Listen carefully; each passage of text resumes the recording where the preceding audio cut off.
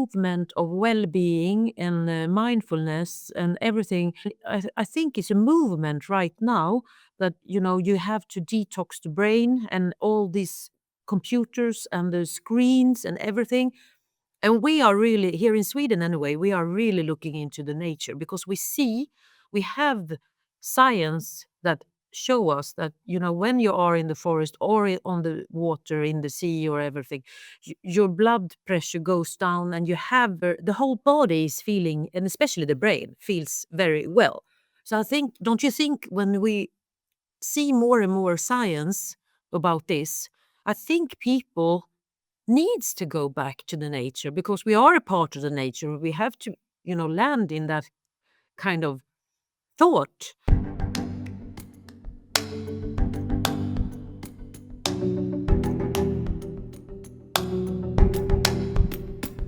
Hey, it's Julia, and this is Going Places, a show about fascinating places near and far and the people who make them better.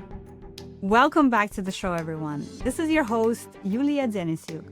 Today, we're speaking with Marie Ostblom from the Stockholm Archipelago Trail. The archipelago, which is larger than the famous Greek islands, is so close to Stockholm, it might just be the city's best-kept secret. This new trail connects 20 of the archipelago's 30,000 islands via a series of footpaths made by goats, sheep, and Vikings. The trail just opened in Sweden last fall, and I found Marie when I was writing my article for Time magazine profiling the trail. Check out the link to the article in the show notes. I loved our conversation with Marie, which centered on the human right to roam and how our relationship to nature differs worldwide. You're going to hear about what life is like on the archipelago and how walking the new trail helps people see the impact of the climate crisis on the Baltic Sea and witness the project for the restoration of the Baltic Sea wetlands. We also discussed the misperception of the Vikings and why they were the original influencers, how the Swedish right to roam connects to the human right to roam, what we lost when we lost our ancestral link to nature, and how to get it back. We spent a good part of the episode talking about how at the crux of our current crises is a worldview of the industrial world. It sees nature as an object to extract from, which is at stark difference to the indigenous cultures worldwide who see nature as a sacred being. While the economic systems we all live in make it so difficult for the world to change, Marie said something very profound and something that gave me so much hope at the end of the episode. This is what we're doing on our reimagined Going Places platform. We're cultivating hope. We just launched as a reader and audience supported platform, which means that you can be in community with us on this journey. And thank you so much to all of our members who are already with us. You can become a Going Places member for as little as $6 a month, and there are lots of perks associated with joining us, like getting on a group call with me every month to ask questions, get advice, and be in community with each other. We also share opportunities like winning a scholarship to a travel conference in California this August, applying to become an AFAR social contributor, and more. Visit goingplacesmedia.com to check it out and see how you can join us. All right, now on to our conversation with Marie.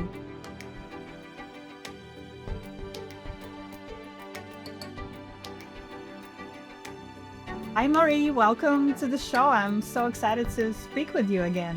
Yes, thank you so much. And I'm so happy to be here with you. You know, I have such a love for Stockholm. I've never been to Stockholm, but it occupies such a big space in my heart because I grew up on fairy tales like Carlson on the Roof and Mio My Mio by Astrid Lindgren and Selma Lagerlöf and, Wonderful Adventures of Nils. Like, I grew up reading all those. So I don't know, I have this imagination of what Stockholm is in my mind. And when I was thinking that we're going to speak today, I was so excited because, it feels like I'm back in my childhood, honestly.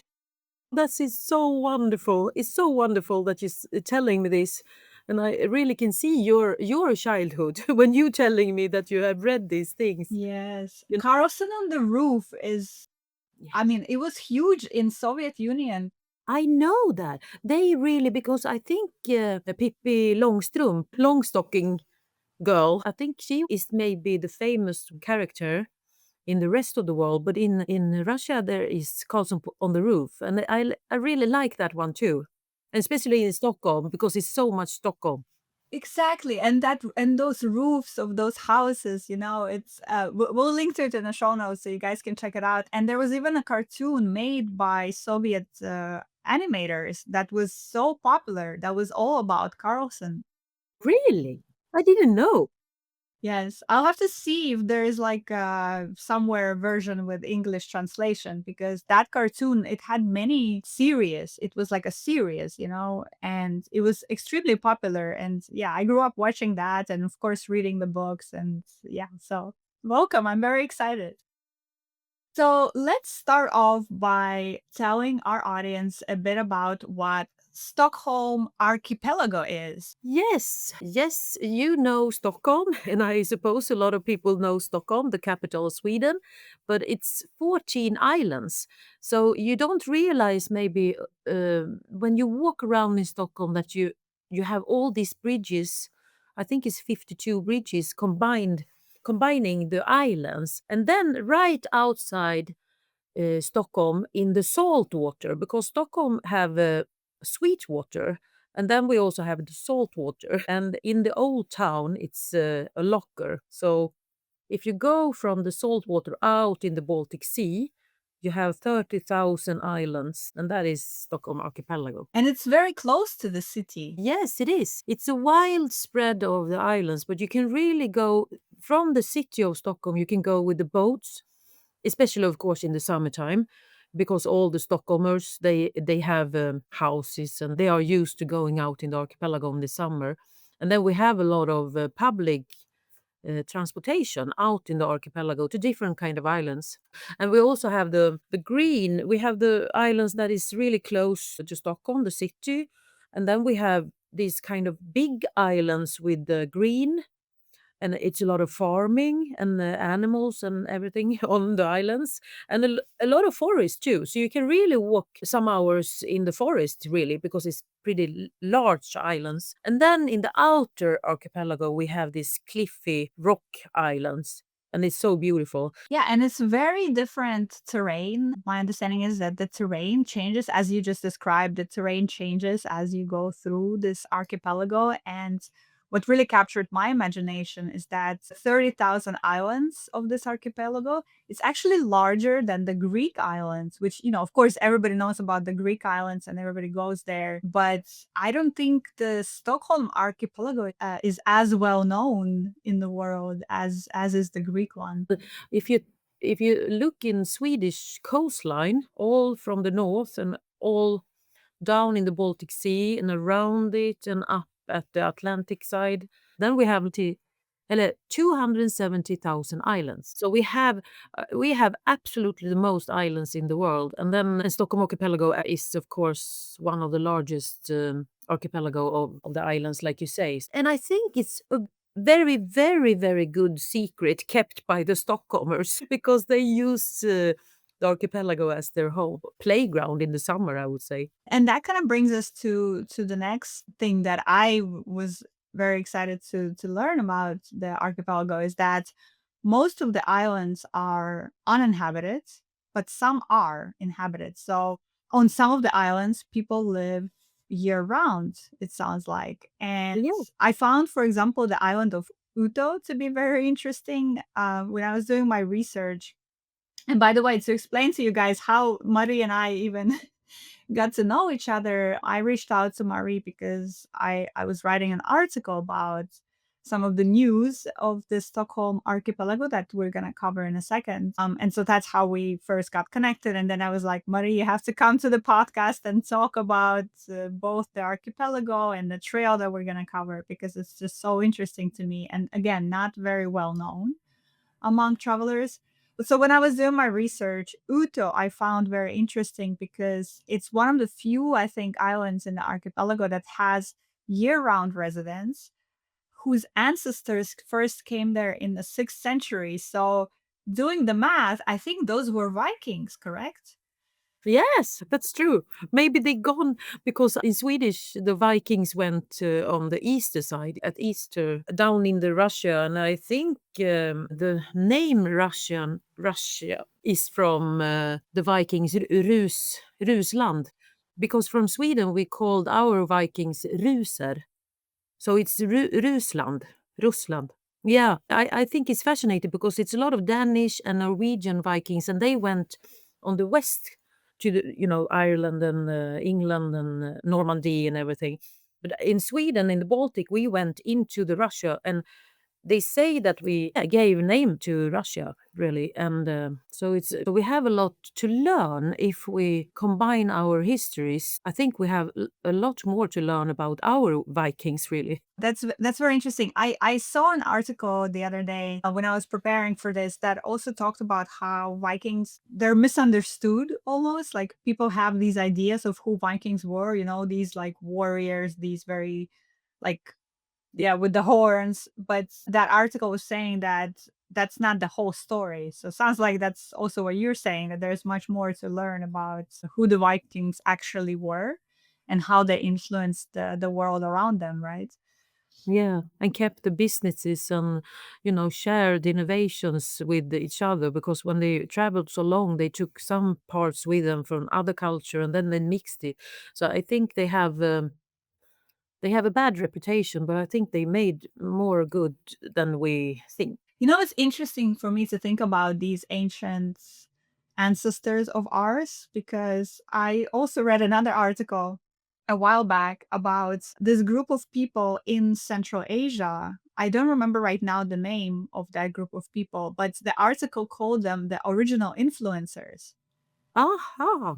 And I love that concept so much because they said exactly the same thing that you just said about the Vikings, that they were traveling from place to place, from one group of people to another. They were taking ideas from one group and mixing them and bringing a little bit here and a little bit here. And that article was making a case that without this group of people, we wouldn't have the cultures that we have today, the mix of cultures, all the innovations, like you said, and the building of the worlds and civilizations. So yeah, they call them original influencers. I loved it so much. And yeah, it sounds like it was similar with the Vikings as well.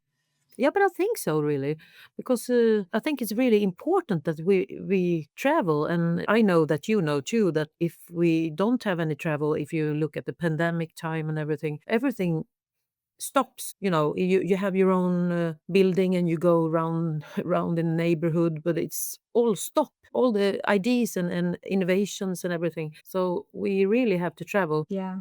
It's interesting that that's kind of makes me think what you just said, that we really have to travel.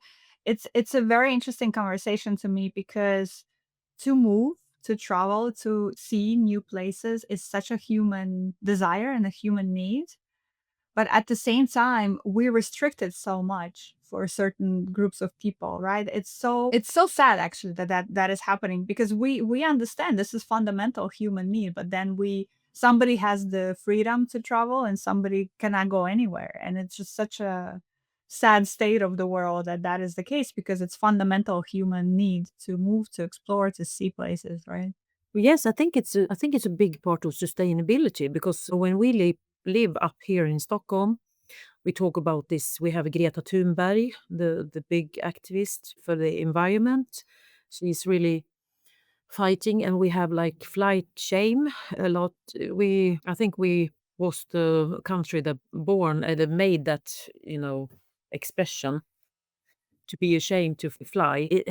We had a big discussion about this and sustainability, but also you have to think about sustainability in a social way, I think, because like you say, we have to travel and we have to learn about different culture to be sustainable in our head, and to accept culture in different culture. You understand that we are different, but we are humans anyway together. So I think sometimes you miss that in the sustainability. That is a very interesting point. Yeah. Because what you're saying, if I heard you correctly, is that there's all this like flight shaming, we shouldn't travel, but it's such a fundamental need. And it's actually for sustainability that we travel. I love that actually. I haven't heard that take on it before. I love No, that. I know, and I think Stockholm, because we are in the north and we have big companies and we have a lot of, so we need to have people here. Otherwise, we are going to be going down, down, down in some kind of development. And then we need to fly because we can't survive up here if we can't fly. And then it could be a conflict, of course, because we shouldn't fly so much, but we need the flight and we need the airports, and we do need them because otherwise we're gonna go down. So then, when you realize that, then we have to think about sustainability in a broader way. Yeah, yeah. And I love that because sustainability is a big part of why you're doing what you're doing with the Stockholm Archipelago. And the reason why I have first connected with you is that the new program or a new trail, let's call it what it is. It's a new trail. It's called the Stockholm Archipelago Trail, and it just launched last fall. And it's the first of its kind, a trail that connects these islands, 21 islands of the archipelago that we talked about, through the series of footpaths and trails and marked paths that people can easily follow. So tell me, what was the goal of this project and why did you guys decided to do it? Yes, we decided because like you say, we want to work. We know that our product is the nature. We have these 30,000 islands and we have the water element, and it's really, really nice. The people we want to come and visit us, we really want the people that are looking for a nice, unique place, a nature place that can bring the nature closer to them. Then we saw that hiking is the most popular and most attractive activity you can do in the nature. And then we also saw uh, a really big demand for island hopping. It was these two things together.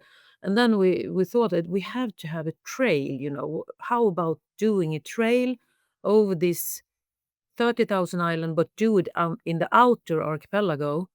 Because we have one boat line, a public ferry boat line, that is going on the summer, and they connect all these islands. So it's 270 kilometers hiking. And speaking of sustainability, one of the reasons that you're doing that is because what I understand, you talked about earlier how the archipelago is Stockholm's best kept secret because in the summer, the archipelago gets completely overrun with Stockholm residents. It's extremely crowded, mostly on the beaches of some hotspots in the archipelago.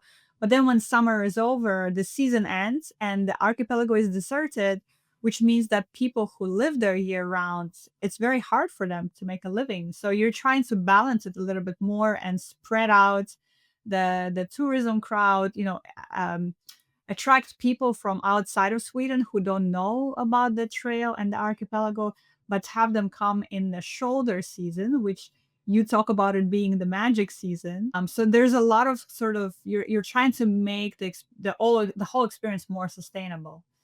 Yes, absolutely. You're so true. Because we have like 7 weeks of the season in the summer. And then it's so lovely out in the archipelago in the magic season because the 2 last week in August, for example, we are like 2 weeks delayed out in the archipelago. So the water is still warm and you get this, oh, it's so calm and it's so quiet. But you have all the best all by yourself almost. So I would say that we talk about under tourism instead of over tourism if we think about all the seasons that is not the summer. So the magic season is absolutely, like you say, that we want to attract people to come and visit us. And hiking is very good to do in the magic season too, because September is really could be really nice and you can have a swim and you can live in a tent if you want to, and you can combine it with a hotel with a nice dinner and everything is open. So it's really a good season, the best, I would say. And I understand that the reason why it's still much warmer in archipelago, for later than it is in Stockholm is because of the topography, the unique topography of the Baltic Sea, and how it almost acts as a buffer in that area where it retains the warmth for longer than it does in Stockholm, which I thought was so interesting. Yes, it's so beautiful. So you really can swim. I would say it depends if you like cold water, but I would say that the whole September is nice in the water. Amazing. So let's talk a little bit about. I want to understand more about what life is like for the residents of these islands. So some people live on some of the islands only during the summer tourism season, but some people, like we said earlier, they live there year round. So what is that like? I read that they're taking their kids to school by boat, for example. They have very few services in the winter. How are these people managing, the ones that live there year round? Yes, it depends on what island, but we have like 10,000 people living all year round on these islands. And like you say, it's some kind of islands that people live in instead of spreading them out. So they are like a cluster in different kind of island. And Utö Island, like you mentioned, is really a good island to take as an example because they have, I mean, in the summertime, it's so crowded.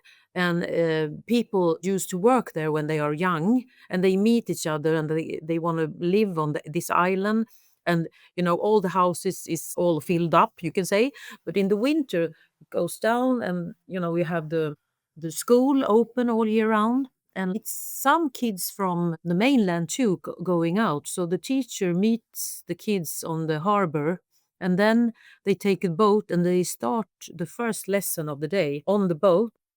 So it takes like 40 minutes on the boat.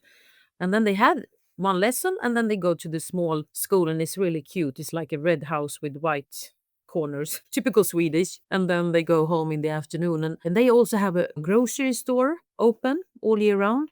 So they can really live on the island. And they have a church and they have a lot of organized social life in groups too. So but I know that it's a lot of people also have small apartments in the city, so they can go in if they want. But some people is really living all year round. And on another island farther away, I heard yesterday that we have kind of ice because it had been cold in Sweden. So we have ice, and the boat, the people living all year round on the islands, they need to go grocery store and they need to go to doctors and everything. And when the ice is too thick and the boat can't go through the ice, then we have these boats going on the air. If it's really bad winter, they have like a helicopter. So then you get to helicopter in and buy all the things you need or go to a doctor or whatever, and then you go back. It's so interesting for me to think that there are still places in the world where you have to take a boat to go to school or to go get groceries or even a helicopter, and it's so remote. I don't know, it's very interesting because it feels like we're so connected and we're all living in these big cities and we're all this, but no, that's still, there's still places where life is very different. Yes, it could be really different out there. I think you have to live with the nature and the we are kind of soft adventurous out in the archipelago because it's very soft nature and we don't have this very steep cliffs and the kick-seeking adventures. But we do have the weather. And I think the weather is the most adventurous thing in the archipelago because it could turn around very quick and get stormy. We don't have the tide water. That is interesting too in the Baltic Sea. That, if you are out in a kayak or something, because we have so much skerries and small islands, you can always find a shelter. And also the tide is never going up and down. Like I think it's so exciting when I go to places that have tide. Yeah, because it changes so dramatically, the landscape, when the tide comes in and out, right? Yes, you really have to watch yourself, what time it is and how where you are and stuff. So we have a kind nature, but we do have the seasons and the weather, of course. So to give people an idea of what we're talking about here, let's stay with Uto because that's the island we keep discussing. How many people live on Uto total, roughly? I think it's around 250. Uh, 250 people in an yeah, island the size of what? Like how big is the island? It's not how it's big? not too big, right? No, it's not too big, but it's not that small either. 16 kilometers from the northern part to the southern part. Okay, but then in the summertime, I read somewhere that like tens of thousands of people visit that island. Yes, a lot of tourists, but it's very exciting. Yes, exciting too, but it's impressive too because when you go on a boat in the summertime, it's so full on the boat. You go in, for example, for a public transportation boat from the city of Stockholm, and then it takes like 3-4 hours to go out. And then the boat can be filled up with people, but everyone, they just disappeared. Yeah, so you don't really feel the crowds in the summertime, No, you're saying. around the harbor, there are like 4 restaurants and small pubs, and a grocery store. And it's really cute, but because in the grocery store, you have everything. You have the post office, you have the liquor store, because in Sweden, you have to walk into one liquor store because the state owns the liquor store in Sweden. Oh, interesting. Okay, I didn't know that. Yes. So we can't buy liquor, wine, or a strong beer or so in the grocery. You have to go to this state-owned liquor shop. So they have a small sign that here you can buy from that, and you can have the post office, and you have the everything in this small grocery store. So it's really fascinating to see all the people gathering around the grocery store. So it's much more than a grocery store. It's a meeting point. So, I was thinking when you said that kids meet their teacher at the harbor and they go by boat and they have their first lesson by boat and then they go to school. I feel like that is such a good example of Allemansraten, the Swedish right to roam, because this whole orientation, and it's, by the way, this is something that is also common in other Nordic countries. I did an article about Finland where they also have a similar idea, that the right to roam for every man and woman, which basically means that anyone has access to the lands, whether they're private or public. Anyone can access them. And it's, for somebody who lives in the US, because US is so obsessed with property rights, and Yes. you don't get onto my private property, I can even shoot you and I have every right to shoot you. Yeah. It is just so crazy that, we live in a land where that is the case. And then here's this whole region of Scandinavia where anyone can go anywhere. And I feel like that is the fundamental thing that is missing in the US, Yes. which is that understanding. Because if you have the right to access any land, I think it changes your relationship with nature and how you see it. Yes, I agree. And also when you are born with the right to roam, you also feel the bonds between the people living in a house. You don't put up a tent in the garden, for example.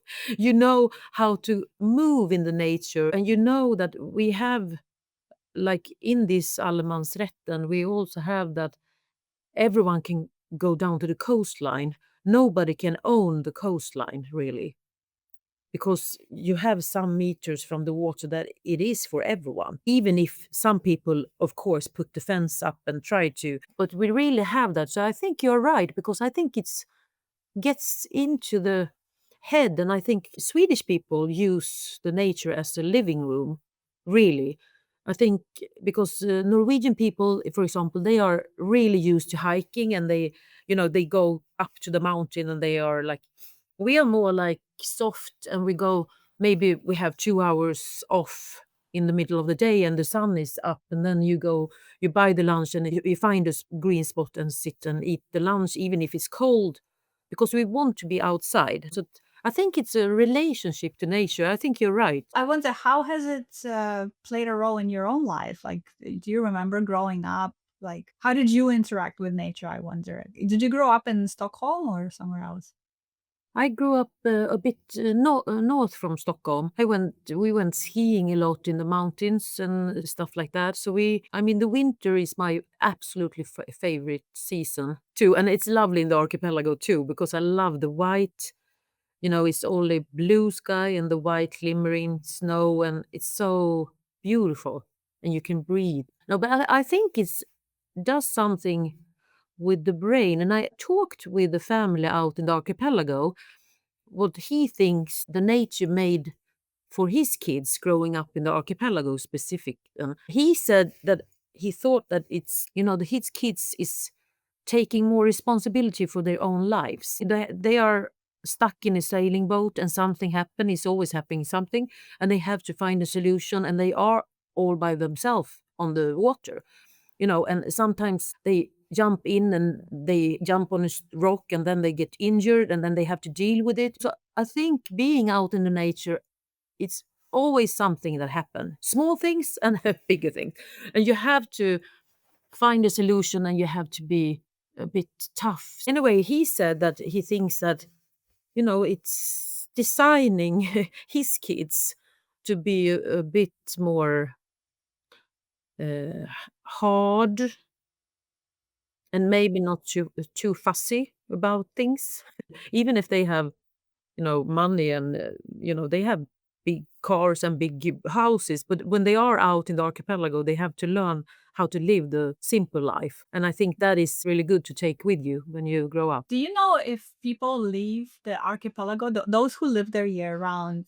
do their kids leave? Is it, because that is a phenomenon that's happening in a lot of places where you live in some remote place and then you grow up and you go somewhere else for opportunities, etc. I wonder if this is happening in the archipelago as well, or do people mostly stay there? I think it's very different, but I think I seen that they are, like you say, they are leaving. When they get older, they want to leave because they are a bit fed up on the island. It's few people and they want to see the world and go.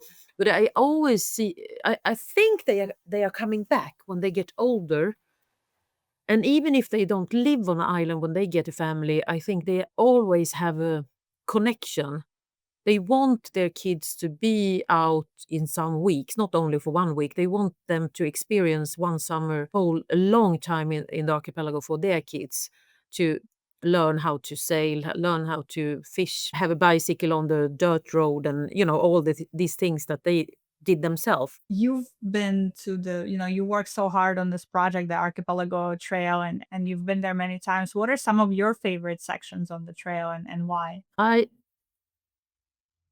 really like the southern island Landsort. It's really nice. You have the whole sea in front of you, and you have still the pilot boats going out and get the big, large boats coming in. So it's kind of a genuine island. So then I love Ute, like you.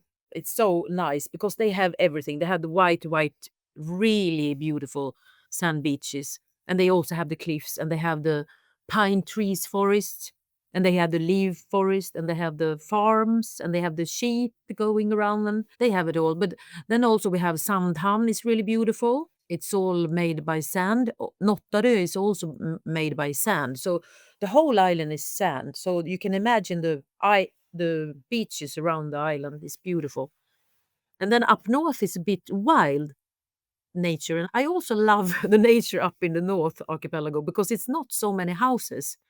It's more wild and beautiful too. When I first heard about the sheep roaming on the islands from you, I was like, okay, yeah, I want to see that. I go to Jordan a lot and I talk about Jordan all the time. And this is one of the things I love in Jordan because they have, in some pockets of the country, they have these Bedouin communities that live, and they basically, that's what they do. They herd sheep and goats, and at any given point, you can see them kind of roaming around on the countryside. And every time I see that, it's doing something to me. It's going back to that conversation that we talked about earlier, where people used to live like this. Yes, and I love sheep. I love sheep. I am a textile teacher from the beginning. So I love wool. Sheep is my favorite animal because they give you the best meat. They give you the wool. Then you can make the thread and have a sweater made. And then they have this skin. You have it all in one animal. They are so friendly and they are the best. I agree with you. Yeah. Yeah. Okay, wait, textile teacher. We need to hear about this. So you work for Stockholm Business Region, which manages the Stockholm Archipelago Trail project. So how did you get involved in the travel and hospitality industry? Yes, because I studied textile and I also studied industrial history. And then I ended up in our textile area in Sweden. And then I worked a lot with the factories and the industry making very, very nice textiles. And they also have an outlet, sold a lot of textile, and they have a lot of visitors. So what I did, I worked with a lot of with the companies showing the histories for the customer coming and buy wool and fabrics.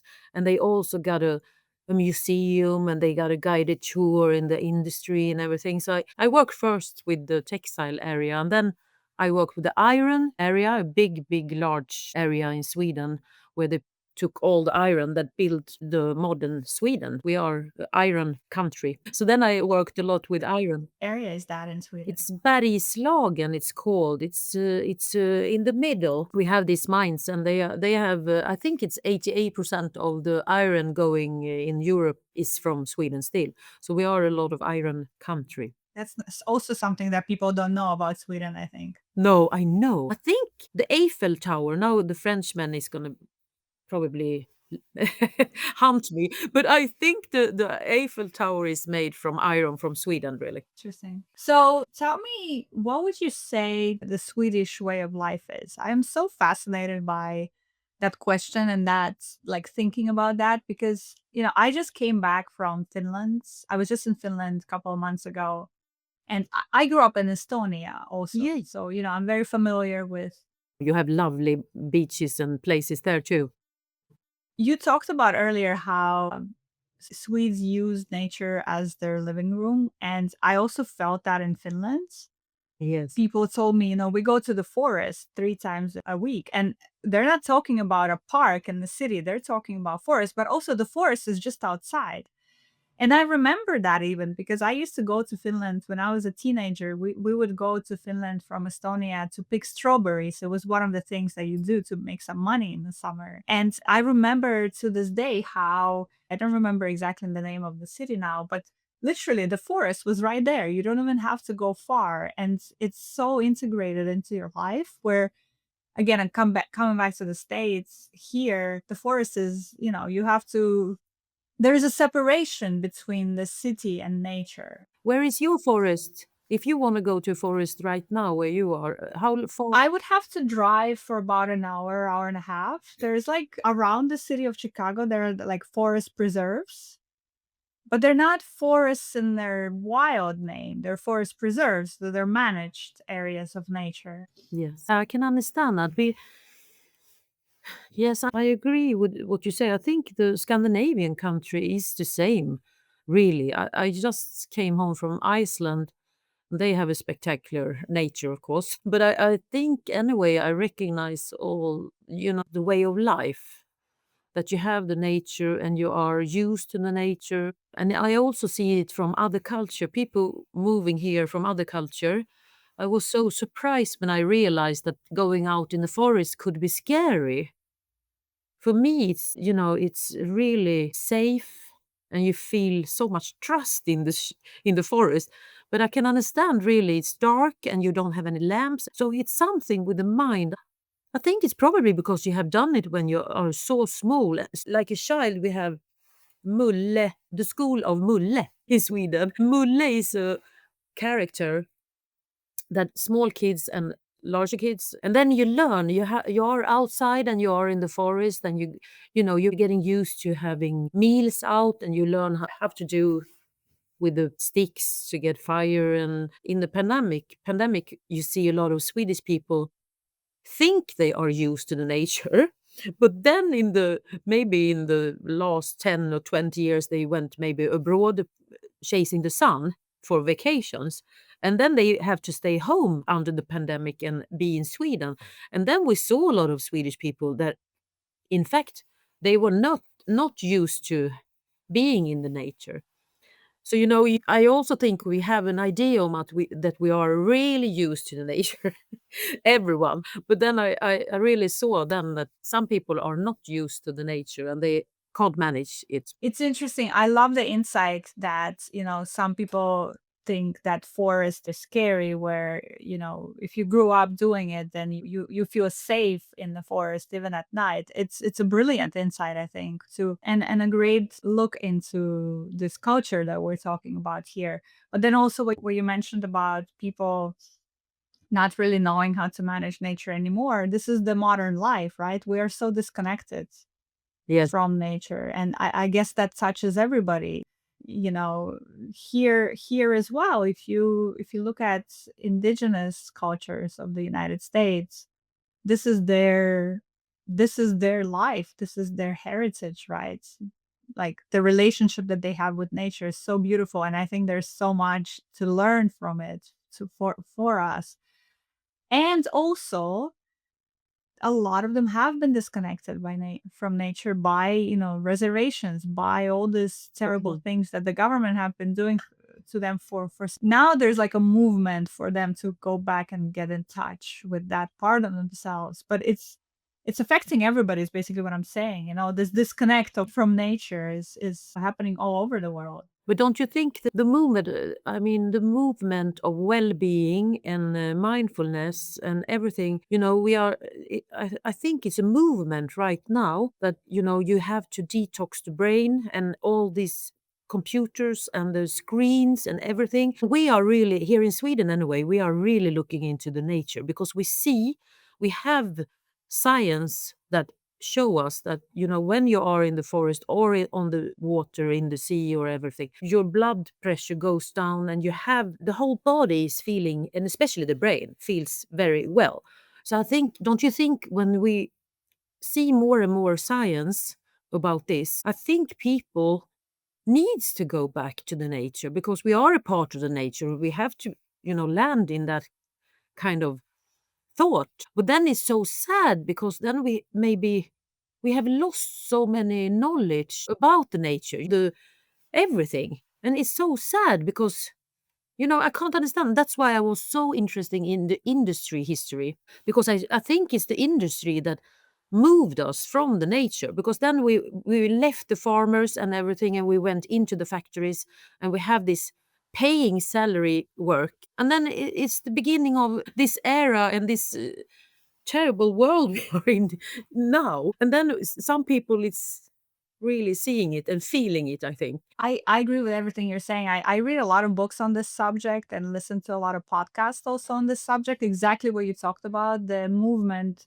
into the industrialized world is the whole reason why we are where we are today and why we're experiencing terrible climate crisis. Yeah. Because when you remove yourself from this world and you say, now we are on top of it, or we want to extract from it, we want to industrialize it, that's how you end up in a situation where you're ruining everything. Because, you know, there's this quote I saw from a Canadian Japanese nature activist. I forgot his name, David something Suzuki.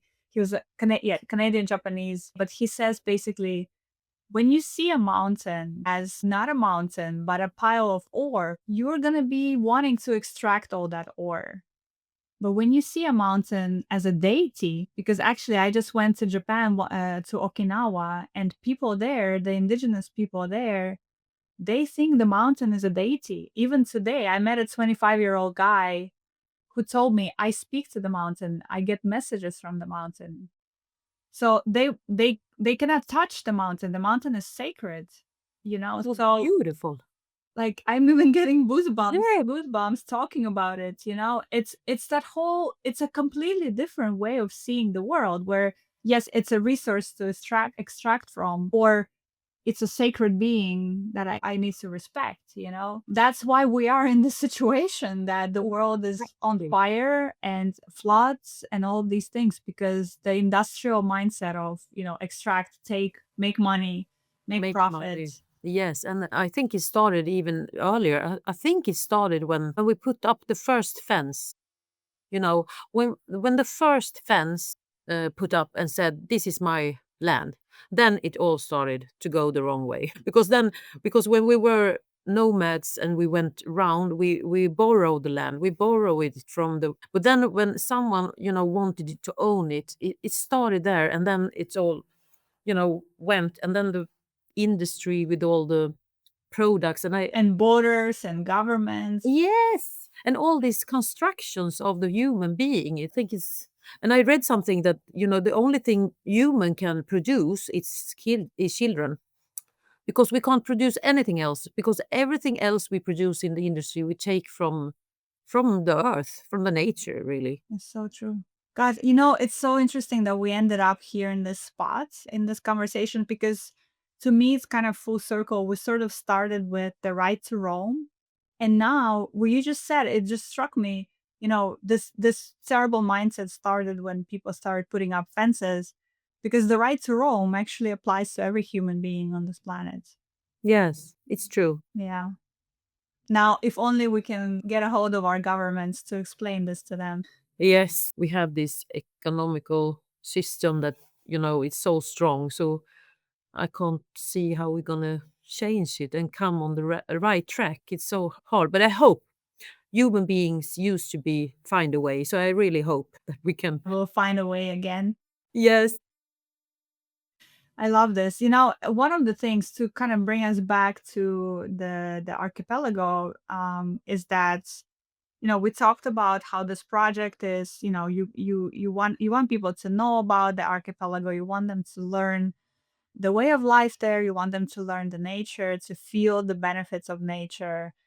But one of the key projects that this also is part of is climate crisis and getting to see the effects of that in this particular area, which how it shows up in the archipelago is the degradation of wetlands, the Baltic Sea wetlands, which are an important ecosystem where a lot of life, marine life, birds, is sort of incubating there. And so when the wetlands are being degraded, and they're being degraded not just there, but all over the Baltic Sea, and of course all over the world, mm, through human activity like agricultural runoffs, through warming of the water, the climate activities.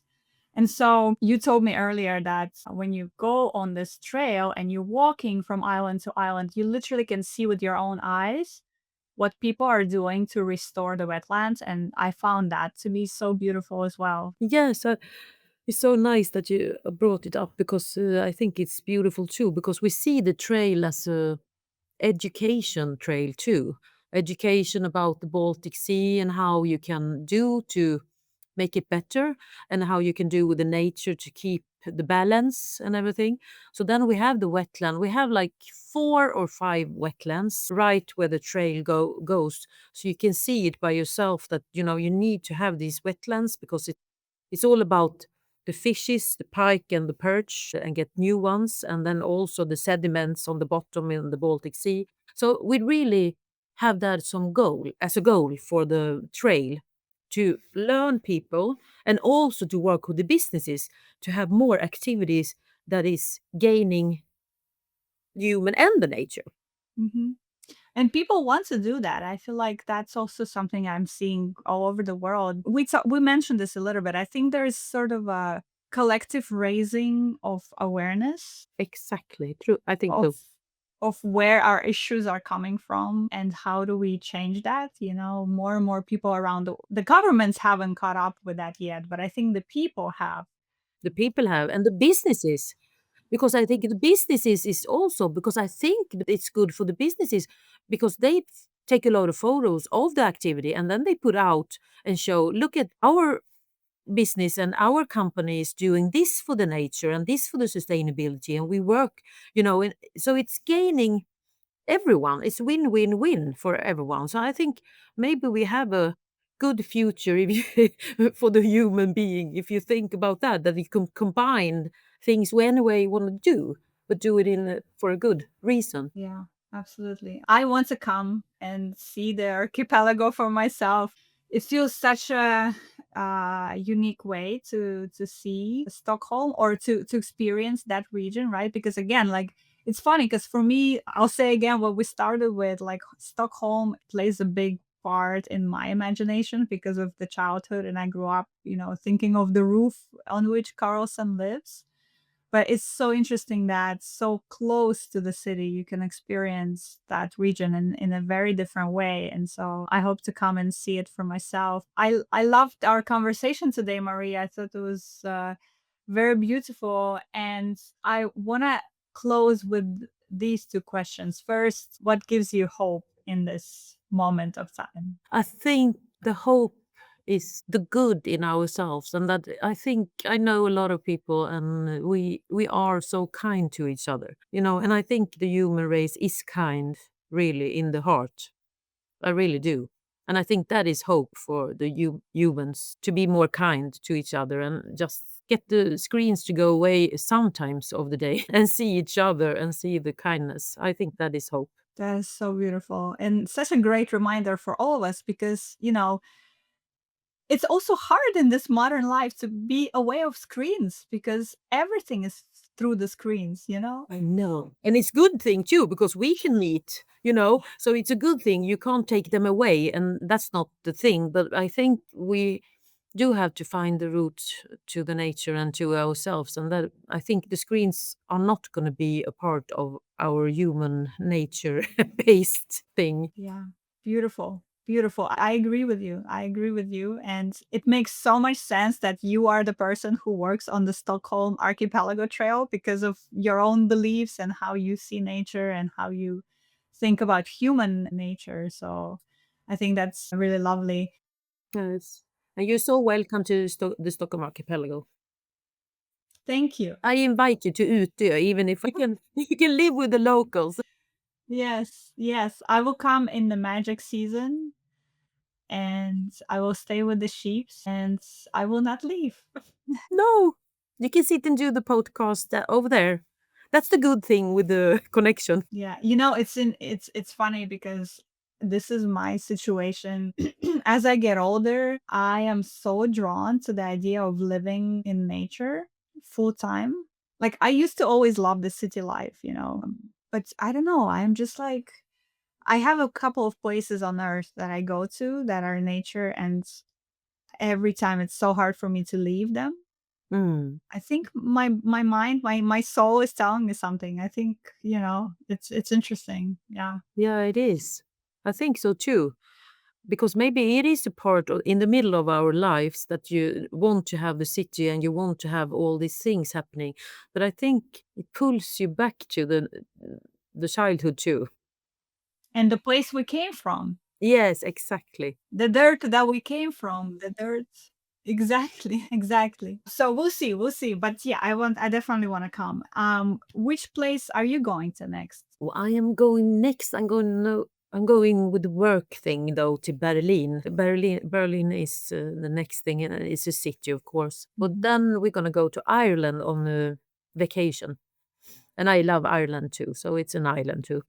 With lots of beautiful nature as well. Yes, they do have. Amazing. Amazing.